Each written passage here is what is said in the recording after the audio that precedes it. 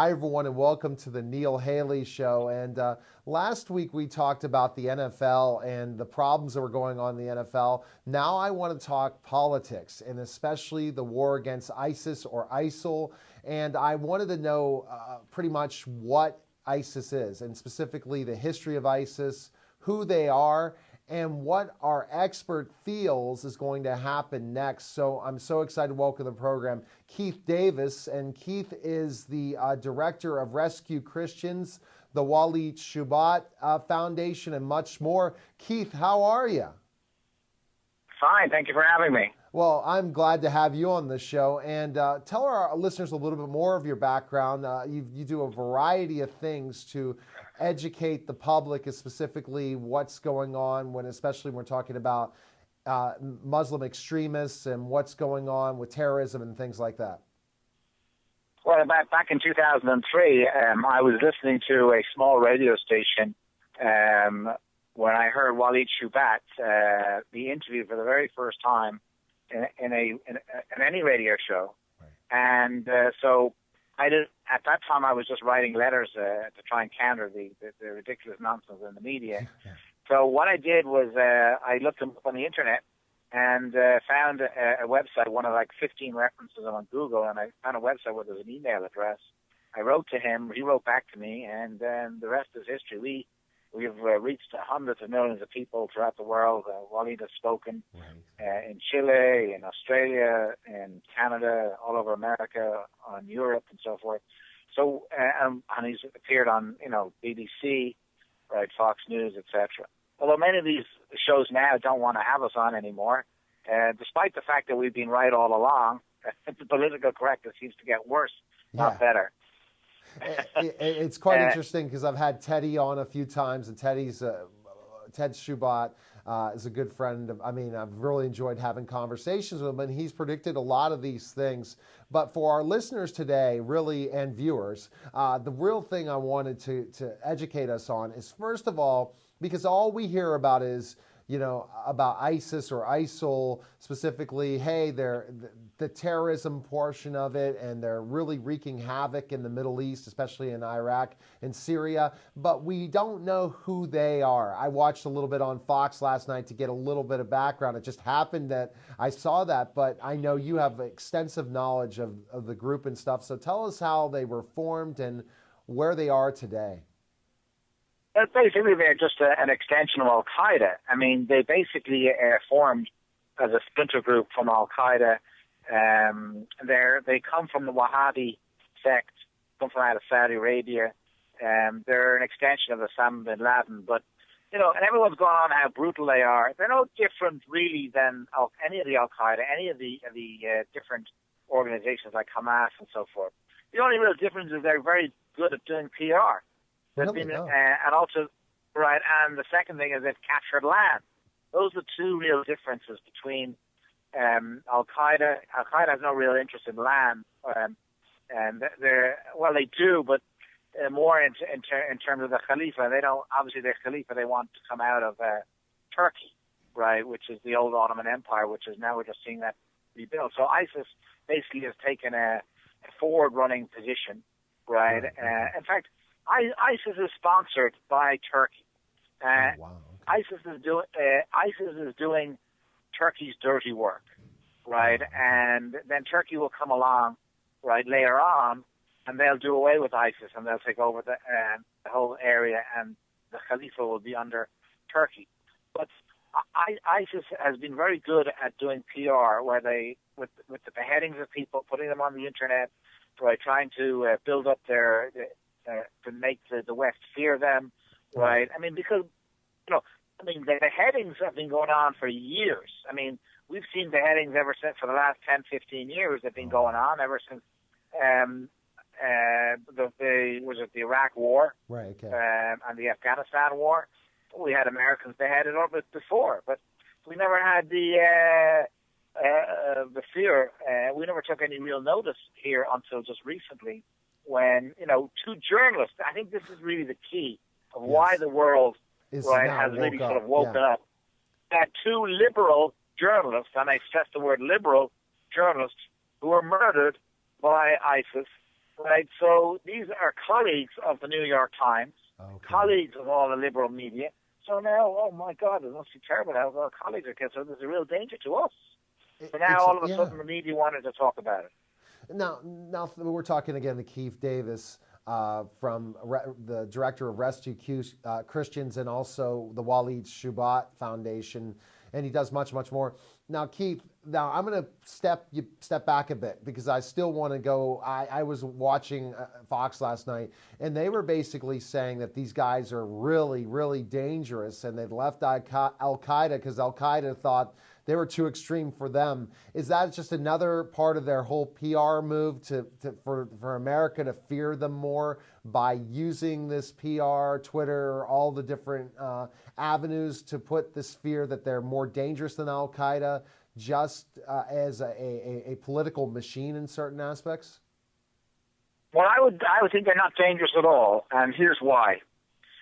We recognize violence as dangerous, and we're willing to deal with it. However, the current president of the United States is not willing to deal with it. But eventually, we can deal with the violent part, right, of Islam. The most dangerous part of Islam are the peaceful Muslims, the moderate Muslims, the so-called moderate ones, who have infiltrated our government. The Muslim Brotherhood have infiltrated the United States government. I mean, in Walid's book, Case for Islamophobia, he points all this stuff out. I'll just give you just a couple of small examples. We have an imam. I can't remember his name. It's gone out of my head, but he is the head imam for the United States military. Okay. Is a raving Nazi promoter of Hitler type promotion of hatred of Jews. Has written in the Arabic language, right, to hate these absolutely disgusting Nazi type things, and he's the head imam of our United States military. His name, I can't remember his name, but you will find it in the book Case for Islamophobia. Huma Abedin, who we exposed several years ago, right? She was the Hillary Clinton's right-hand woman, right? Okay. When she was a Secretary of State, right? And her father and mother weren't in the Muslim Brotherhood; they were leaders in the Muslim Brotherhood. She herself used to work for a guy by the name of Al Sif, who was one of the head funders of Al Qaeda. Oh, and wow. she is, really? and just by the fact of her associations, just disqualifies her from working in the federal government. And it's a standard rule. If you have nefarious associations, right, even relatives, even if you're innocent, you should not be employed by the United States government because you could be compromised. Okay. Yet that was totally overlooked. There's just two small cases of infiltration. Now you've got people who are the Muslim Brotherhood are running our Department of Homeland Security. No, I understand that fact. So why is it that the right other part, and not your talking points, but others stating ISIS is so dangerous and that they're like the Nazis, and you don't believe that? So you have a different perspective. No, I didn't say that. No. They are dangerous in terms of their violence. Okay. But we can recognize that danger. Mm-hmm. In other words, we're able to recognize that danger, and the United States military has the power if it's used properly. The problem it's not being used properly is that we don't have a real plan. We want to arm other Muslim terrorists that we call moderates. They're not moderates, but we call them moderates. We've been trying to arm these so-called moderates for the last 10 years to get rid of Assad, and the same people who want to now help to defeat ISIS, who themselves are just as dangerous as ISIS. The problem is that yes, ISIS is dangerous, but we, as a people and the American public, can understand that because of the violence they carry out. The problem is that the so-called moderate Muslim Brotherhood, who have infiltrated our government, are destroying our ability to fight them within. In fact, I would argue that the President of the United States himself is a member of the Muslim Brotherhood. Okay, so for our listeners out there, an interesting point of view, Keith, that I didn't hear before, and we definitely will jump back to that, especially for the next segment. But just for our viewers and listeners out there, when you say the danger, that imminent danger, you just think, hey, we can take them out. It's just like any type of situation. But I love the point you made about arming moderates. Think about how Al Qaeda started. We in Afghanistan, we gave them the weapons, right? So So yeah, we looked at the communism and Russia as the main enemy, and it was. So we armed we armed the Muslim fundamentalists to fight the Russians, who then gained confidence, and now they turn their guns on us. See, so that's where I wouldn't trust it either. And that's another thing when we talk about the whole military plan. So ISIS and Al-Qaeda are not together anymore. And why are there differences between those two groups? There is no difference between them. The only difference is that ISIS has now taken over land and called it the Caliphate. Right? That's really the only difference. I mean, al-Nusra is just as dangerous to the United States. In fact, the head bomb maker who planted the bomb remember the foot bomb that happened just after 9/11. The same guy is now trying to produce bombs that have no metal in them, right? And he's in other words, trying to put these bombs on airplanes, right? And we can't detect them because there's no metal in the bomb. And that's extremely dangerous, right? That's more dangerous, and it's been recognized by the Department of Homeland Security, more dangerous to al-Nusra than ISIS is, because ISIS has no plans at this moment in time to attack the United States. I mean, down the road they might, but there's no specific threat that the Department of Homeland Security might have identified with ISIS. However, al-Nusra does have many significant threats. So in the near term, al-Nusra is probably more dangerous to the United States than actually ISIS in the immediate term. Do you think that the mainstream media, even Fox, Keith, in a lot of ways, is just trying to play their political points of view in this situation with ISIS, and that they're scaring the American public in certain aspects just because this is going to be a way to earn political points for the midterm election? Well, my opinion of Fox is that they're an arm of the Republican Party, just as CNN is an arm of the Democrat Party. Right. And I don't think Fox is a right-wing thing. I think it's more progressive. I think Roger. I mean, if you look who's on, Karl Rove. I mean, he's the epitome of the establishment of the Republican Party. Right? Yeah, they have liberals on too, but well, also CNN has conservatives on as well from time to time, just as I think the American media is more ignorant, right, than it is got a certain agenda. I think the problem with the American media, they don't even know what they don't know. Exactly. Oh, Keith, when we get back, we're going to talk more a little bit about the ISIS and the war. And then a little bit more take about your concerns and fear that we should have for a longer period of time, especially what you and Waleed are doing, and Ted and the organization. Again, we're talking to Keith Davis from Rescue Christians and the Waleed Shoebat Foundation, and you're watching The Neil Haley Show, and we'll be back in just a moment.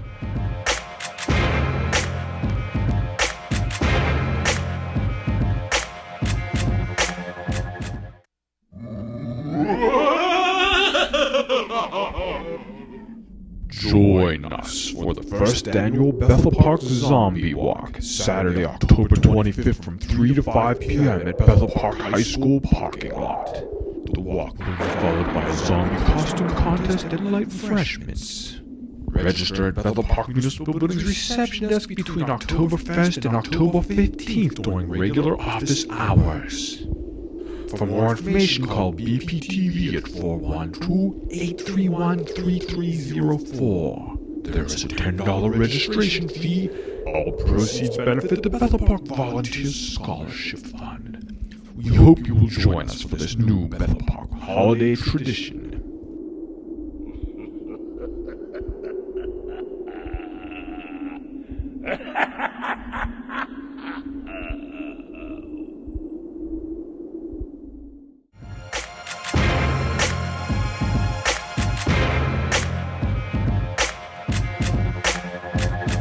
We're back to the Neil Haley Show, and so far learning different things about ISIS in a way compared to what we hear in the mainstream media. But that's what Neil Haley does. He uncovers the things, and I have Keith Davis, from the director of Rescue Christians and also the Waleed Shoebat Foundation. And now, Keith, here's my point. The concern that I have about the entire Middle East are the amount of Christians that are killed each and every day if they don't convert. And why is it that some of the media wants to ignore that completely? What do you think the reason is there? Well, it's political correctness. I mean, it's the main reason. I mean, obviously, if Christians are being killed and murdered, and you're exposing that, you're going to cause an extreme visceral hatred towards Islam, right? That's what they're afraid of.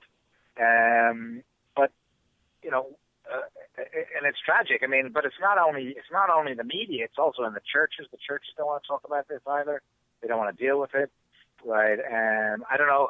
Maybe the evangelicals don't want to get involved. I think Catholic churches really spoke out on this. So I would say, yeah, Christians, but not the Catholic Church, especially. They're really trying to bring out what's happening in Iraq and Syria and different places like that. But I don't think it's hidden as much. But I agree with you, the evangelical stuff, I've not heard a lot, because you're looking at, again, the Republican Party and a lot of them, and they're not bringing up the murdering of Christians to the point. So do you think, Keith, that that's the reason why we're going to war with ISIS? Or do you think it's just, again, another political ploy and a certain thing of was it all the murdering? Right. Well, the reason we're going to war with ISIS is because of the New York Times. I mean, the liberal media had started to focus on this, which turned public opinion. In other words, public opinion had ignored this because the liberal media, right, and the mainstream media had, for the most part, ignored the dangers, right, of Islam. And Islam is a peaceful religion, Right, yeah. Right. And then all of a sudden, these two journalists get killed, and the media picked up on it, right, and which switched public opinion against ISIS and against the radicals, and to do something about it, which then caused Obama to do something because his own party was on board to do something, right? But Obama doesn't want to go to Iraq. He doesn't want to put boots on the ground. He wants to, because he doesn't want to be looking like his policy has failed. Which, I mean, everybody who understands what's going on, right, and understands a little bit of what's going on in the world, understands that Obama's policies have completely failed, right? And we're always backing the wrong horse, and we're always doing the wrong thing. When we'd be doing the wrong thing in the Middle East, not just since Obama, but since 1948. So why since 1948? Give us that date and the reasons. What mistakes have we made? Well, actually, you can go back further. I mean, the policies of the United States from the West, whether it's with Britain and France, and then later in the United States, goes back to obviously 1916. Basically, we basically created these artificial countries, right, in the Middle East, right, to pit one against the other. We put in strong men, right, in order to make sure that our oil interests of the West, both Britain, France, and the United States, were taken care of. Wow. And our policy, basically, up to recent times, has been basically just to make sure that the barrel of oil kept flowing in at the right price. I mean, that's basically our policy in the Middle East. What would your policy, Keith, if you were running the country or were involved in politically, what would your solution be for the Middle East? And my solution to the Middle East would be obviously to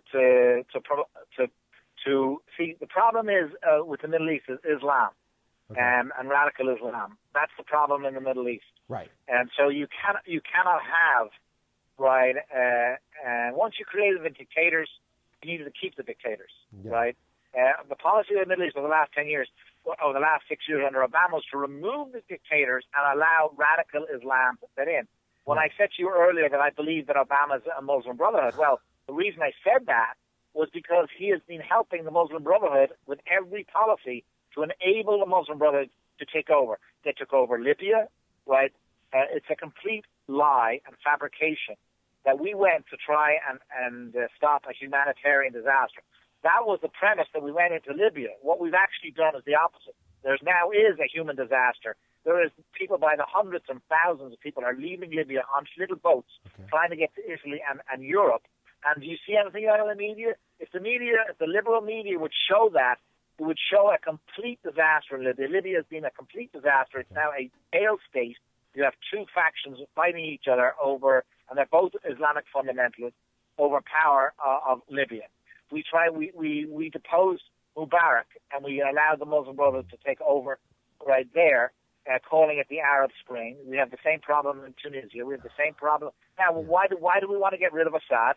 In order to empower the Muslim Brotherhood, to empower the Sunni Muslims to take over Syria, which is another problem there. Now, Keith, we're talking to Keith Davis from Rescue Christians and also the Walid Shoebat Foundation about the danger of ISIS. And you bring up boots on the ground. Why can't airstrikes take care of this? So this is the big thing. I'm not a military expert. Okay. However, all the military experts are saying that boots on the ground is required to take care of ISIS because you don't want to arm the so-called moderate right rebels because they're not moderate. Anyone who's got a brain between their ears knows they're not moderate. Right? The Iraqi army is a failed army. They all ran and turned tail, and all their equipment was captured by ISIS. And you want them now to fight against ISIS. You need a professional army who knows what they're doing, and they can take care of business with these guys in 5 minutes without air power. But what Obama had said, if you looked at his speech there a couple of weeks ago, he said that he wanted this was going to take years. In the same breath, he talks about the Christians. He wants the Christians to remain in the Middle East, but they've been there for 2,000 years. So basically, we got 1 million refugees, 200,000 are Christian, are sitting in Kurdistan with tents. Some of them have no place to stay, no food, no nothing, and he wants them to stay there for 10 years. Oh, yeah. While he takes care of ISIS, instead of taking care of it in 3 or 4 weeks. So boots on the ground, you think you could take care of it quickly then? But I know you're not a military expert yet, but yeah. If the American military would to go in there with a powerful force of 50, 60, 80, 100,000 troops, they would be able to destroy ISIS in 2 or 3 weeks, maybe a month, right, and then pull out at least 10,000 troops there, like he should have done 4 or 5 years when we left the first time. In other words, we now got to go back and do what we did the last time. Right. But that's if you wanted to destroy ISIS. But if you don't want to do it, then why bother at all? Again, we're talking to Keith Davis, and now Keith, the point I'm saying with ISIS is that you don't think they're that militarily strong if there's boots on the ground. Airstrikes will do nothing but keep this going for a long period of time, and it'll be another Afghanistan in certain aspects, and things will keep getting worse and worse in Iraq again, and then we all know the issues that are happening in Syria. Now, your take when you're talking about the Muslim Brotherhood and things like this, and all these organizations, that if ISIS is taken care of, there'll be another problem after that, right? If we defeat ISIS or ISIL, then the same thing's going to happen with another group coming out of the woodwork, correct? Well, that's true if we don't leave troops on the ground. In other words, we don't leave at least 15, 20, 25, 30,000 troops on a permanent station there to make sure we keep the peace. Obviously, the American public may not be too popular with that. We also, need to forget this creating democracy in the Middle East. As long as you have Islam as a dominant religion in the Middle East, right, you're not going to have democracy. It's just not possible because it's like having capitalistic communism. I mean, it doesn't work. Freedom and Islam doesn't exist together, right? And it's all political. And people, in America, the objective of Islam is to take over this country with Sharia law. And that's what the objective is. And we can't get away from that. And all these so-called moderate Muslims you hear on the radio and television, what they say in English, I bet you if you listen to what they say in Arabic, it's the complete opposite. And that's what we pointed out in our book, The Case for Islamophobia. It explains all this. And Keith, you're the co-author of that book, the book? No, I'm the publisher of the book. The publisher of the book. Okay. Yeah, Walid Shoebat and Ben Barak are the writers of the book. Okay. Now, the final solution in this, before I have to let you go, Keith, is you said that we have to fight the terrorist issues. We have to fight the Islamic terrorists. We cannot sit and say, oh, we'll take this group, but not that. We're still in the war on terror. We should have continued to do that. And by leaving troops, getting troops out of Iraq and now trying to get them out of Afghanistan, just proves that all we did is never going to succeed. That you have to always be there if you don't have a dictator in control of a country. I mean, we have troops still in Germany. We don't need troops in Germany. Well, we actually do for the Russian threat, but we have troops in Japan. We have troops in South Korea, right? So what's the big deal of having troops in Iraq to maintain the peace? Exactly, what's the big deal? Yeah. In other words, but we need to be in control, and we need to dominate these countries so that they don't cause trouble, right? And they're under our influence, and they do what we say, and then we'll be safer. But to leave them to their own accord, and I mean, what we've done is, if you look what's happened in Iraq when we pulled out, there's been strife in the country, the Sunnis against the Shia, right? You have the influence of Iran, you got the influence of Turkey, right? And all you have is civil war and people blowing each other up. So why not put in a colonial power like America who can actually keep the peace? Exactly. I remember Waleed telling the story about when Israel occupied the whole of the West Bank and the Palestinian Authority wasn't in existence, right? And Waleed used to say, "I prayed for the occupation when we had peace." All right, cool.